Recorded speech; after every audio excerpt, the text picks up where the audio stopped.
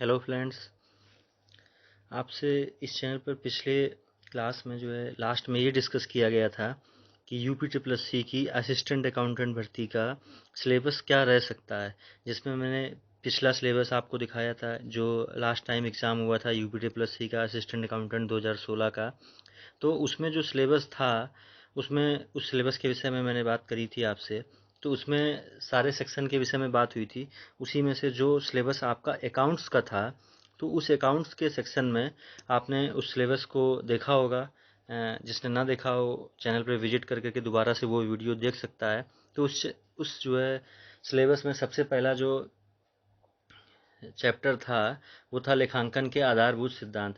देखिए उस सिलेबस में भी कुछ चैप्टर ऐसे हैं जो आपके किसी भी असिस्टेंट अकाउंटेंट अकाउंटेंट के एग्ज़ाम में कॉमर्स वाली किसी भी वैकेंसी में पूछे जा सकते हैं। आपका जो नया सिलेबस आएगा यूपी से, ये बात निश्चित है कि कुछ चैप्टर ऐसे हैं कि जो निश्चित है कि दोबारा आएंगे ही आएंगे, वो चैप्टर रहेंगे ही रहेंगे। तो उसी के क्रम में आज जो है इस वीडियो में अकाउंट का कुछ सिलेबस शुरू कर रहे हैं, जिसमें से पहले वही सिलेबस शुरू किया जाएगा जिसकी पूरी पूरी संभावना है कि दोबारा भी ये सिलेबस उसके सिलेबस में शामिल रहेगा ही रहेगा। तो उसी में जो पहला चैप्टर था उसी को स्टेप बाय स्टेप उसी सिलेबस को आगे बढ़ाना है। तो उसी के जो पहला चैप्टर था उसके रिगार्डिंग जितने भी एमसीक्यूज क्वेश्चन बन सकते हैं वो सारे क्वेश्चन इस वीडियो में डिस्कस करेंगे आपसे। तो उस चैप्टर के विषय में ही बात करते हैं, ठीक है ना। तो उस लेखांकन के जो आधारभूत सिद्धांत हैं, अकाउंटिंग के जो बेसिक टर्म्स हैं, बेसिक रूल्स हैं, वो सारे कुछ इस वीडियो में आपको देखने को मिलेंगे। देखिए इस चैप्टर को पढ़ने का दो फ़ायदा है। पहला तो ये कि जो वो चैप्टर सिलेबस में दिया हुआ है वो आपका एक कंप्लीट हो जाएगा। दूसरा ये कि यही जो रूल्स आपको यहाँ पर मिल रहे हैं देखने को, छोटे छोटे टर्म हैं इसके अंतर्गत। जब आप कोई बड़े बड़े चैप्टर पढ़ेंगे अकाउंट्स के, जिनमें जो है सिलेबस मतलब डीप सिलेबस होता है थोड़ा सा, जिसमें आपको बेसिक टर्म आना पहले से अनिवार्य है। अगर वो नहीं आ रहा है बेसिक, तो आप उन चैप्टरों की समझ विकसित नहीं कर पाएंगे। इसलिए ये चैप्टर ज़्यादा इंपॉर्टेंट है। तो फिलहाल अभी जो है बिना समय जाया किए हुए इसको जो है शुरू करते हैं। तो इसमें आप जो है अपने स्क्रीन के ऊपर देख पा रहे होंगे जो सबसे पहला क्वेश्चन दिया गया है वो दिया हुआ है कि फंड मीन्स, फंड कोष से क्या तात्पर्य है। फंड कोष से क्या तात्पर्य है। इसमें देखो आपको क्वेश्चन दिए हुए हैं, उसके 4 आंसर दिए हुए हैं, उन्हीं में से आंसर चुनना है। हालांकि ये सॉल्व पेपर है तो इसमें आपको उसका डिस्क्रिप्शन भी मिलेगा, फिर भी जो समझाने को दिखाई पड़ेगा उसको समझाएंगे। तो देखिए किसी भी बिजनेस के लिए पूछ रहे हैं कि फंड क्या होता है। देखिए किसी भी बिजनेस के लिए फंड, आपको 4 ऑप्शन दिए हैं: current assets, current liability, working capital और नन ऑफ दिस से कोई मतलब नहीं। तो ये दिए गए ऑप्शनों में से देखिए फंड जो है वो लायबिलिटी नहीं होगा, ठीक है, ना ही वर्किंग कैपिटल होगा। देखिए वर्किंग कैपिटल क्या होता है बिजनेस, किसी भी बिजनेस के लिए, कि जो आपके पास धन उपलब्ध है उसमें से देनदारियां घटा दीजिए, उसको बोलते हैं क्या, वर्किंग कैपिटल। कि जो वर्किंग कैपिटल है उसमें क्या करेंगे, उपलब्ध धन से देनदारियां जब घटा देंगे तब बचेगी वर्किंग कैपिटल। लेकिन जो करंट एसेट्स है इसको ही वास्तव में क्या बोलते हैं, फंड बोलते हैं। इसको आप किसी भी जगह पर यूज़ कर सकते हैं। इसलिए ये क्या है, ए ऑप्शन जो इसका है वो क्या हो जाएगा सही, कि करंट एसेट्स को क्या बोलेंगे, फंड।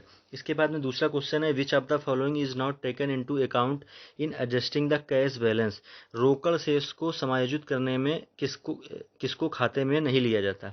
देखिए यहाँ पर बात की गई है किसकी, कैश बुक की।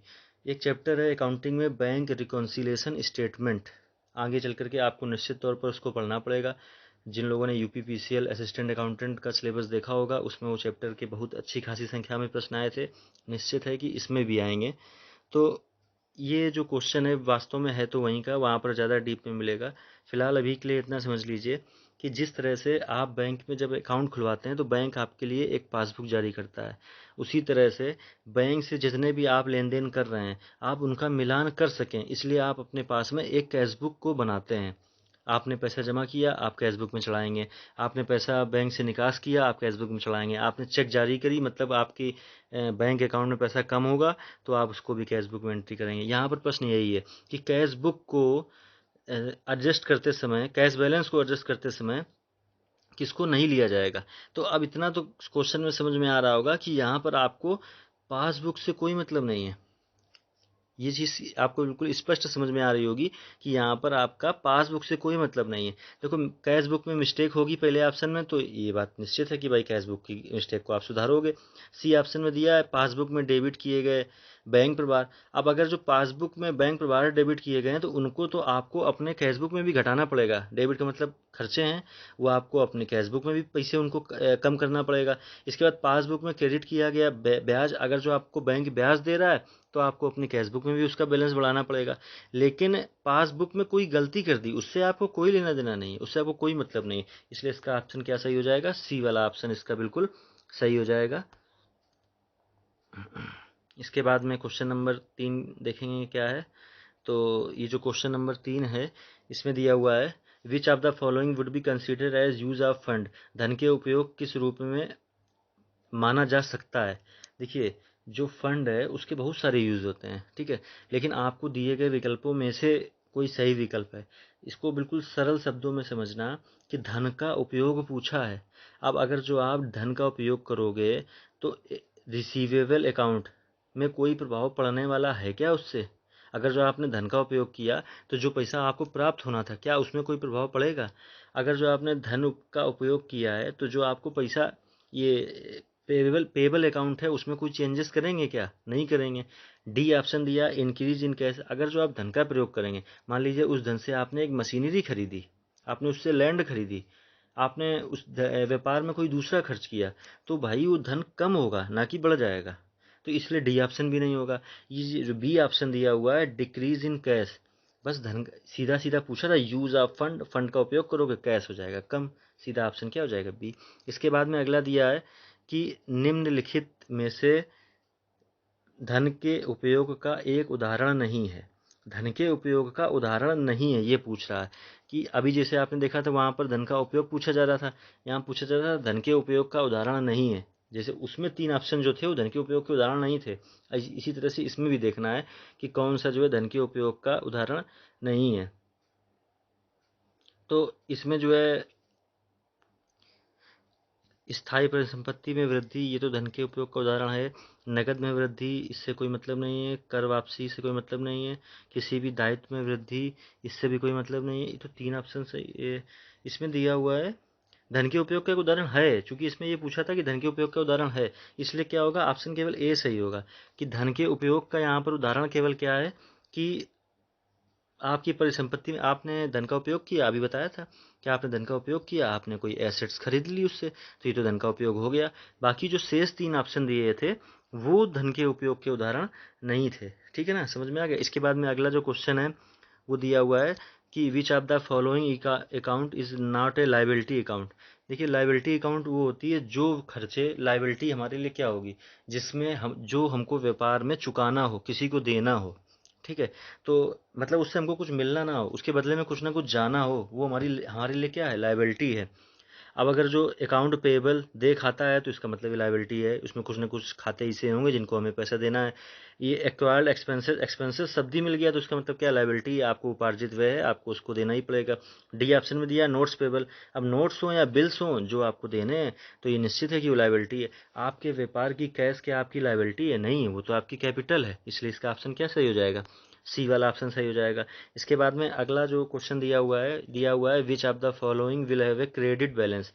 इसमें दिए गए विकल्पों में से पूछ रहा है कि कौन सा क्रेडिट शेष होगा। ठीक है, देखिए जो क्रेडिट शेष होगा तो इतना तो आपको ये समझ में आ रहा होगा कि क्रेडिट शेष का मतलब ये हुआ कि वो खर्चा ना हो, उसमें कहीं ना कहीं से धन आ रहा हो। ठीक है, वो या तो सीधा सीधा डायरेक्टली आपको दिया हो कि वो फंड ही है, या फिर किसी न किसी सोर्स से उसमें धन आ रहा हो, उसमें कोई खर्च ना हो रहा हो।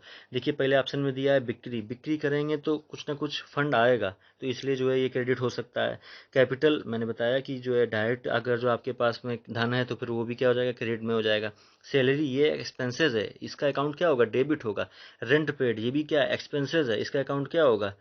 डेबिट ही होगा, निश्चित है। ठीक है ना, इसलिए इसमें जो है ए वाला भी ऑप्शन सही है और बी वाला भी सही है, इसलिए जो आंसर दिया हुआ है ए एंड बी, ये वाला पहला वाला विकल्प इसके लिए सही हो जाएगा। ठीक है ना, इसके बाद में नेक्स्ट क्वेश्चन की तरफ बढ़ते हैं। नेक्स्ट क्वेश्चन क्या है आपका? हाँ देखिए इसका आंसर ए ही दिया था, ठीक है ना। इसके बाद में क्वेश्चन नंबर 7 की तरफ चलेंगे। क्वेश्चन नंबर 7 पढ़ेंगे, थोड़ा सा न्यूमेरिकल टाइप है, थोड़ा सा इसके लिए कैलकुलेशन समझ लेना, ज़्यादा कुछ है नहीं इसमें। If the opening balance of cash in hand, ये जो है हस्तगत रोकड़ और बैंक शेष सहित प्रारंभिक शेष आपको दिया हुआ है कि आपके पास में ओपनिंग बैलेंस कितना है। देनदारों से प्राप्तियों की आशा, देखिए इसमें अगर जो कोई फार्मूला याद करेंगे या अकाउंट बनाने की कोशिश करेंगे तो हो सकता है आपको ज़्यादा समय लग जाए। इसमें जो है सीधा सीधा ये सरल सा क्वेश्चन है, इसको बिल्कुल मैथमेटिकल आइडिया के साथ में सॉल्व किया जा सकता है। ओपनिंग स्टॉक दिया हुआ था, प्रारंभिक से ओपनिंग बैलेंस दिया 2 लाख रुपए, देनदारों से प्राप्त होने की आशंका यानी 2.5 लाख रुपए आपके पास में और प्राप्त होने की उम्मीद है, तो आपके पास कितना हो जाएगा 4.5 लाख। इसके बाद में जब नगद बिक्री आप करेंगे तो कुछ ना कुछ कैश आएगा, वो दिया हुआ है 4 लाख। तो आपके पास में एक थी 2 लाख, एक थी आपके पास में 2.5 लाख, ठीक है ना, सीधा सीधा। और उसके बाद में एक राशि है आपके पास में 4 लाख, ठीक है, कितनी है 4 लाख। इन दोनों को आप सब तीनों को जोड़ देंगे तो हो जाएगा 8,50,000 रुपये, ठीक है ना। इसके बाद नगद खरीद की राशि इतना आया 8,50,000, इसमें से जब आप खरीद की राशि होगी जो आप परचेस की हो तो उसका बदले में कुछ ना कुछ पेमेंट दोगे ना, तो 8,50,000 में से जब आप 8.5 में से ये 1.5 लेस कर देंगे तो आपके पास में कितना बैलेंस बचा 7 लाख। कितना बचा 7 लाख। जब आप 7 लाख बचा हुआ है, उसके बाद में दिया हुआ है, इसके बाद में क्या दिया हुआ है, ये पूछ रहा है आपसे बैंक शेष क्या रहेगा। अब जब बैंक शेष पूछा है और ये भी दिया हुआ है लास्ट लाइन में कि भुगतान और व्यय के लिए राशि 2,20,000 है। अब जब आप कुछ ना कुछ भुगतान करोगे, कुछ ना कुछ खर्च करोगे, तो जो आपके पास कैश है उसी में से तो खर्च करोगे। अभी हमने देखा मेरे पास कैश कितना था 7 लाख, 7 लाख में से 2,20,000 रुपये आप फिर इसमें से घटा दोगे, ठीक है।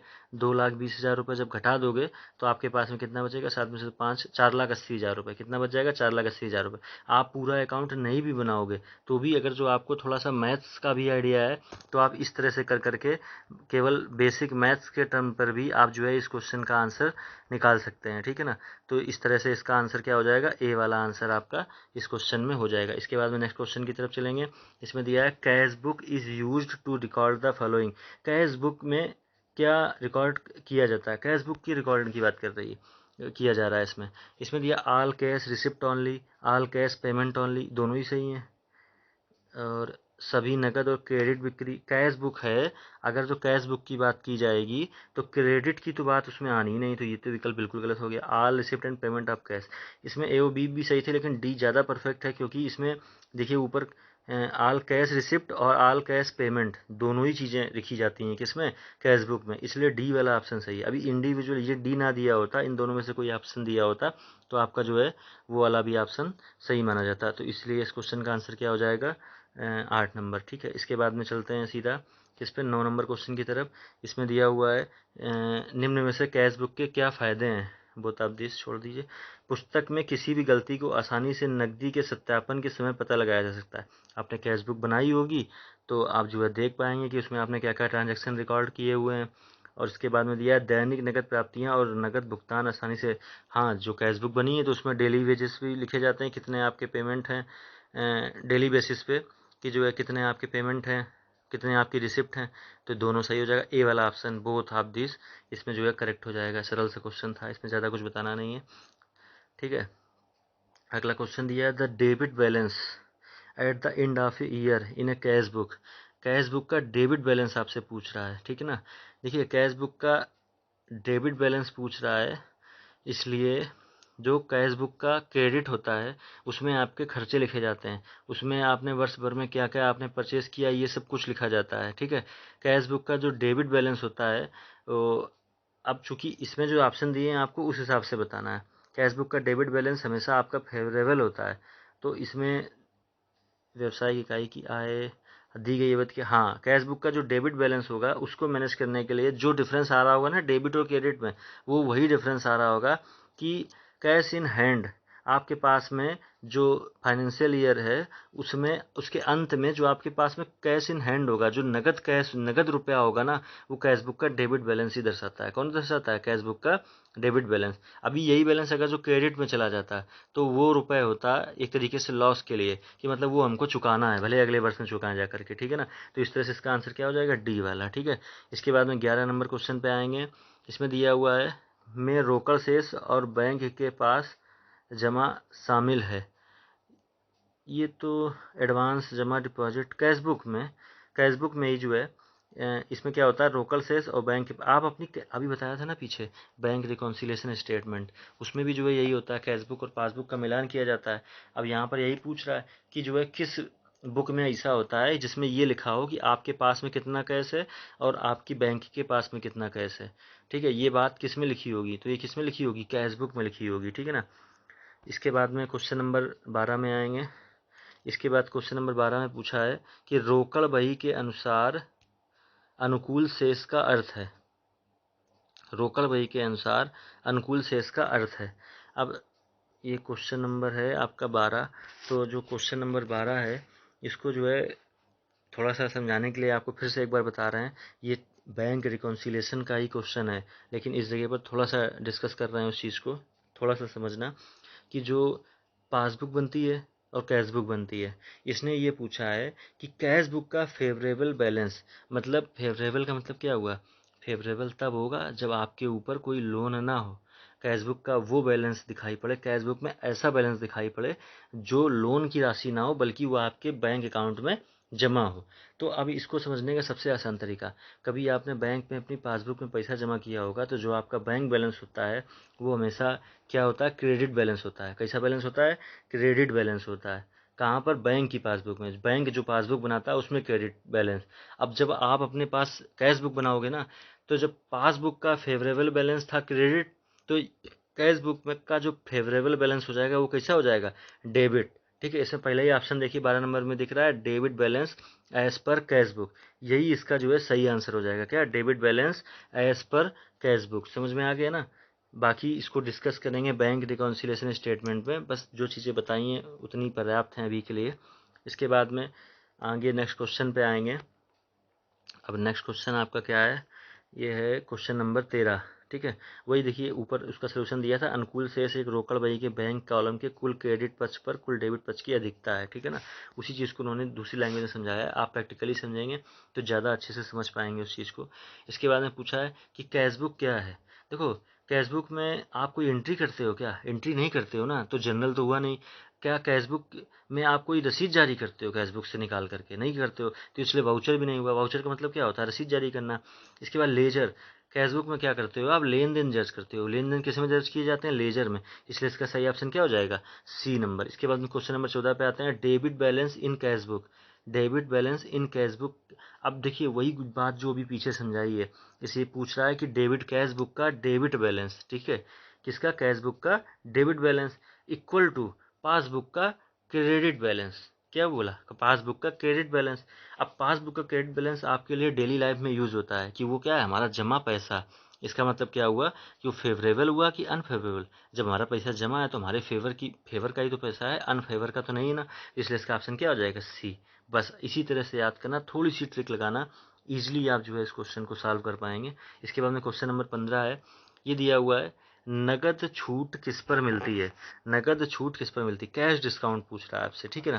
देखिए कैश डिस्काउंट आप किसी को भी तब देते हैं, कैश डिस्काउंट जो होता है वो आप किसी को तब देते हैं जब आपको तुरंत भुगतान मिल रहा हो या जल्दी भुगतान मिल रहा हो। मान लीजिए आपने किसी को 30 दिन के लिए पेमेंट का समय दिया हुआ है, आपको वो कहता है कि हम 10 दिन में पेमेंट दे देंगे, तो बदले में आप कुछ उसको डिस्काउंट दीजिए, तो उसका मतलब क्या हो गया? कैश डिस्काउंट, ठीक है ना। कैसा डिस्काउंट हो गया?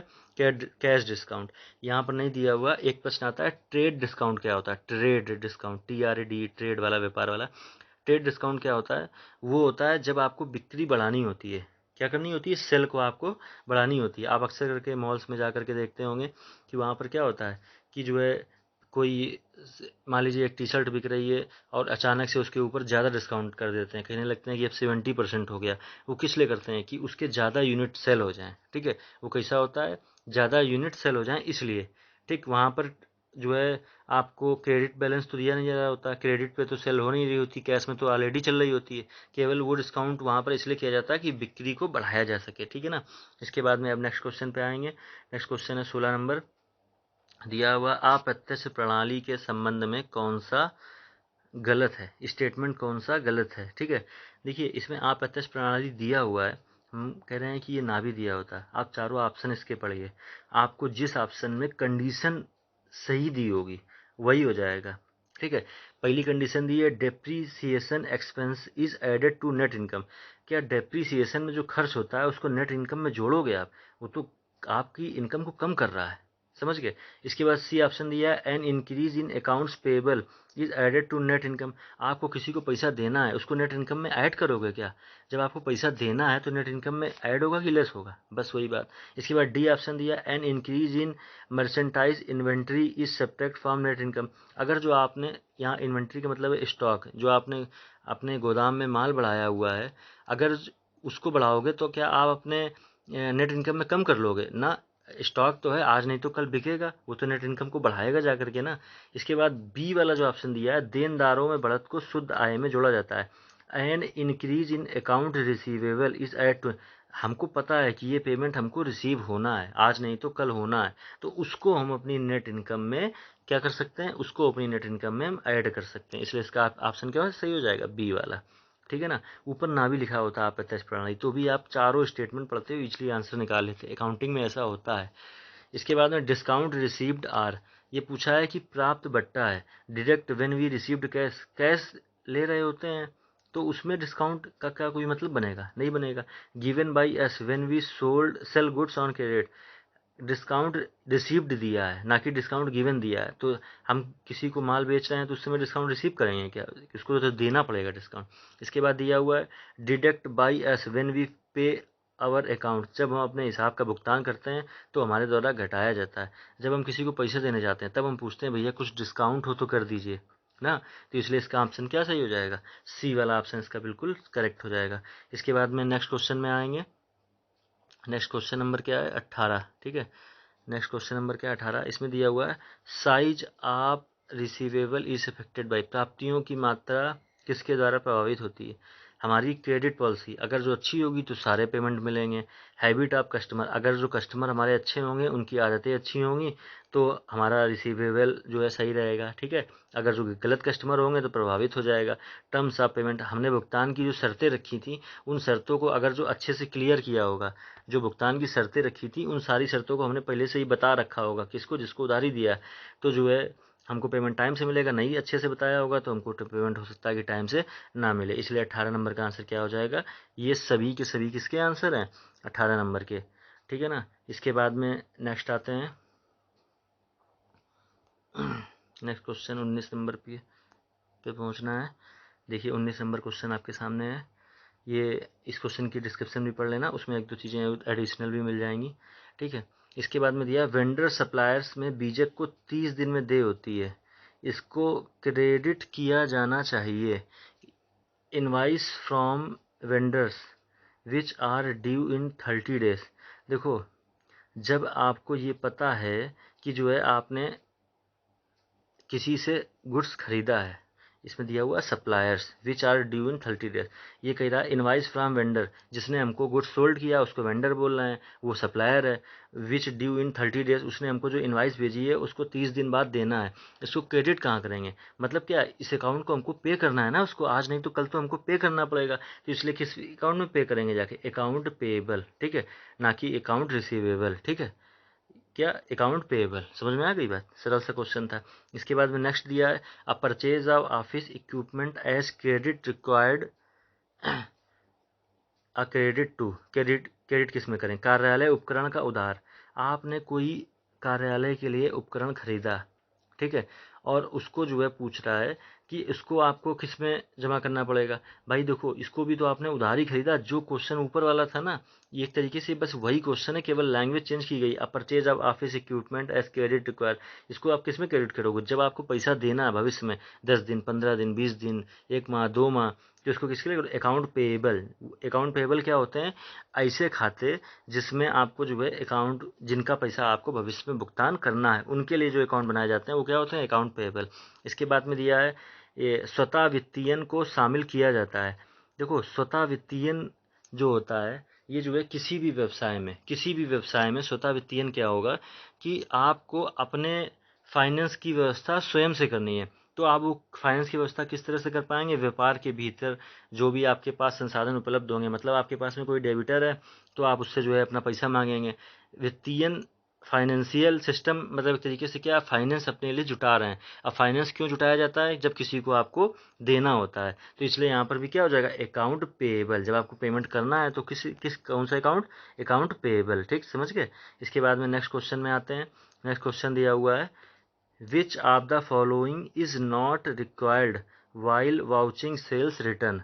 यहाँ पर बोल रहा है कि इसमें से किस टर्म की आवश्यकता नहीं पड़ेगी जब आपके पास में वाउचिंग सेल रिटर्न। देखिए, सेल रिटर्न क्या होगा? आपने किसी को स्टॉक बेचा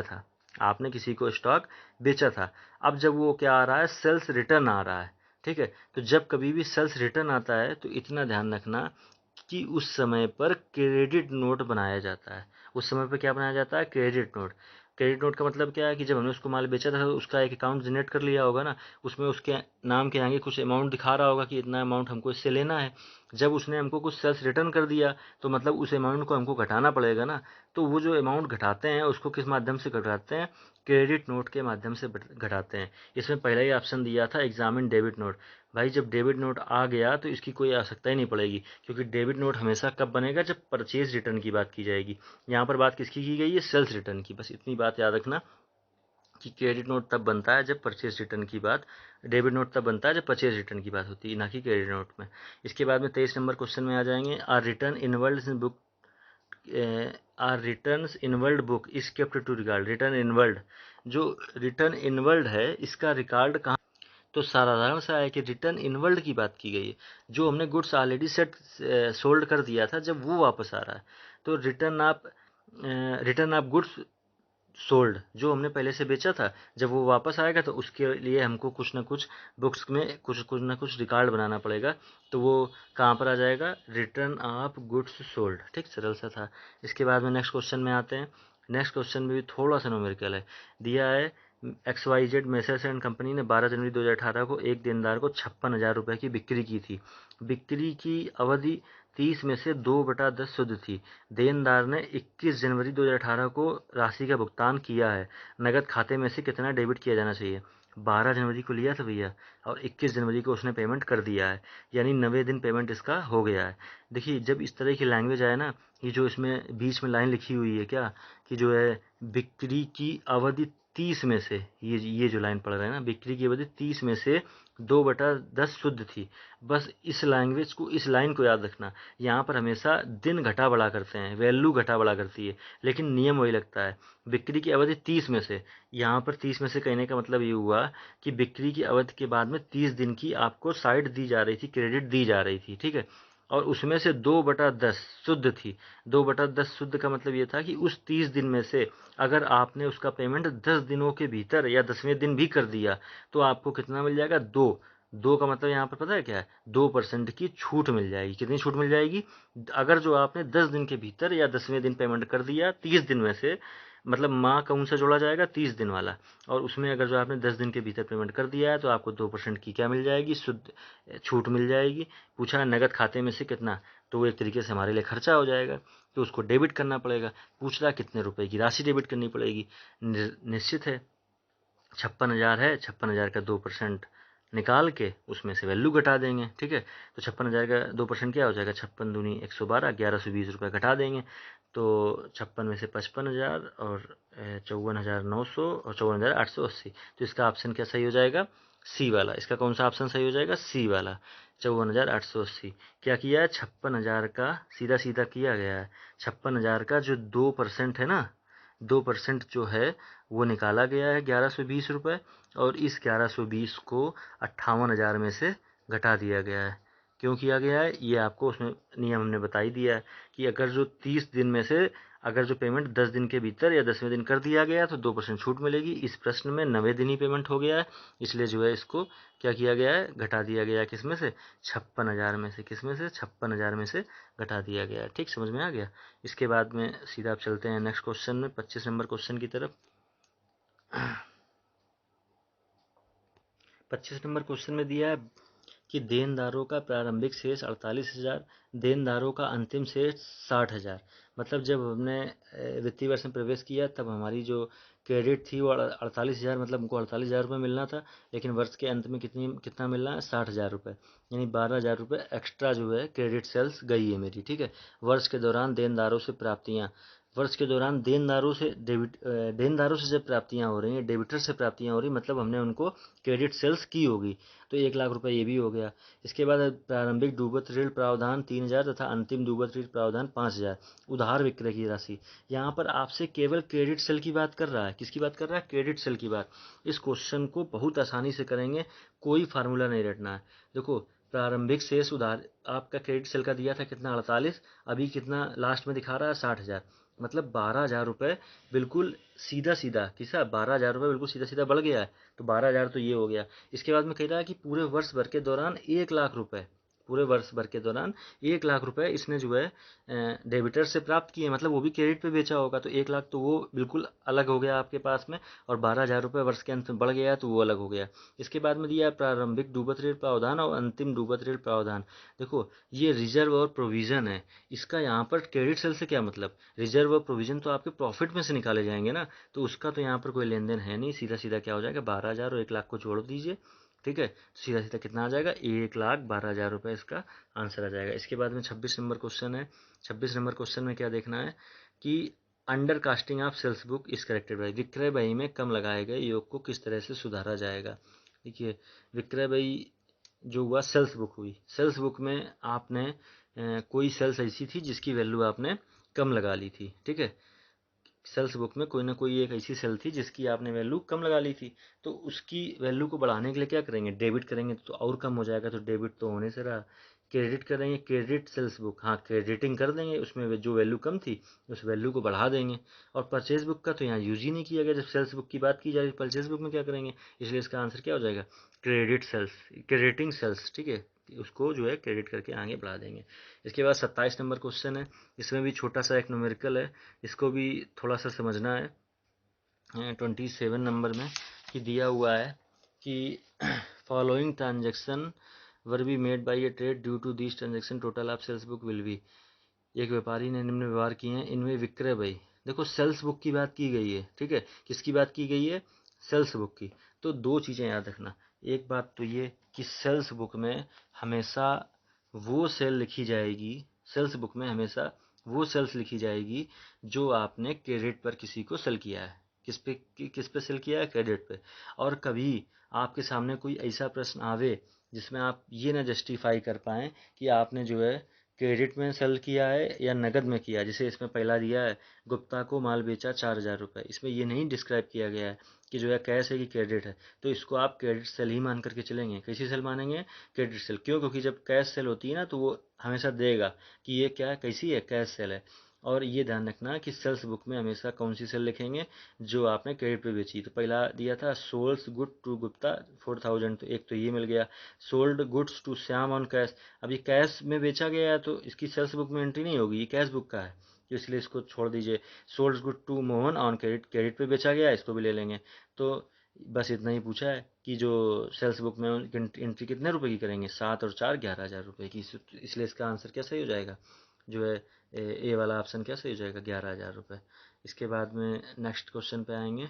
ये नेक्स्ट क्वेश्चन दिया हुआ है, इसका डिस्क्रिप्शन पढ़ लेना, फार्मूला लगाने की कोशिश मत करिएगा, थोड़े से रूल्स पढ़ लेंगे तो ईजिली हो जाएंगे इससे, क्योंकि फार्मूले बहुत ज़्यादा याद नहीं रखे जा सकते हैं। इसके बाद में अगला क्वेश्चन दिया है, cost audit is to be considered by a cost auditor. इसमें पूछा कॉस्ट ऑडिटिंग। देखिए, कॉस्ट ऑडिटिंग जो होती है ये जो है एक ऐसे अकाउंटेंट के द्वारा होगी जो किसी भी कंपनी में एक जो है ऐसा अकाउंटेंट होगा जो कॉस्ट और मैनेजमेंट के लिए क्वालिफाइड हो। ठीक है, इसके लिए आपको चार्टर्ड अकाउंटेंट की आवश्यकता नहीं पड़ती है, क्योंकि ये जो है कंपनी के भीतर का ही एम्प्लॉय हो सकता है। ऐसा है संभव कि वो कंपनी के भीतर का ही एम्प्लॉय हो। और ऑडिटर की आवश्यकता तब पड़ती है, क्वालिफाइड चार्टर्ड अकाउंटेंट की आवश्यकता तब पड़ती है जब आपको अपनी वर्ष के अंत में ऑडिट करानी हो। यहाँ पर कॉस्ट अकाउंटिंग की बात चल रही है, इसलिए यहाँ पर कैसा चाहिए होगा ऑडिटर, जो क्वालिफाइड हो किसमें, कॉस्ट एंड मैनेजमेंट अकाउंट के लिए। ठीक है, इसके बाद में आज का लास्ट क्वेश्चन देखेंगे। इसमें दिया है sales invoice first entered in B, बिक्री बीजकों को सबसे पहले किसमें लिखा जाना चाहिए। देखिए, सेल्स इनवाइस की बात की गई है, तो हमने बताया था कि जब ये सेल्स इनवाइस है, यहाँ पर कैश लेन देन की तो बात की नहीं है कि पैसा कैश गया कि क्रेडिट में गया। कैश लेन देन की बात होती तो कैश बुक में लिखते। क्योंकि दिया है कि सेल्स इनवाइस, तो सेल्स इनवाइस की क्या होगी, एक एंट्री होगी। जब जर्नल एंट्री होगी तो ये बात निश्चित है कि उसके लिए जर्नल में एंट्री की जाएगी, रोजनामचे में एंट्री की जाएगी। इसलिए इसका आंसर क्या हो जाएगा, बी वाला सही हो जाएगा। ठीक है, तो फ्रेंड्स, अगर जो ये वीडियो आपको पसंद आया हो तो आप जो है चैनल को भी, वीडियो को भी लाइक करें, चैनल को सब्सक्राइब कर लें। इस UP triple S C assistant accountant के एग्ज़ाम के ओरिएंटेड आपको लगातार एमसीक्यूज़ की प्रैक्टिस कराएंगे। जो कॉन्सेप्ट सिखाना बताना होगा वो भी लगातार सिखाएंगे, बताएंगे। और इससे संबंधित जो भी खबरें होंगी, जो भी न्यूज़ होगी, वो भी आप तक पहुंचाने की पूरी कोशिश करेंगे कि सही से सही बात पहुंचा सकें। आप सभी ने इसके लिए अप्लाई कर दिया होगा, और इस सारे प्रश्नों में आपने ये भी देखा होगा कि पूर्व में आई किसी न किसी परीक्षाओं के ही प्रश्न हैं। तो इसी तरह के प्रश्न आपको अपने भी एग्ज़ाम में देखने को मिलेंगे। चैनल को लाइक और वीडियो को लाइक और चैनल को सब्सक्राइब करें।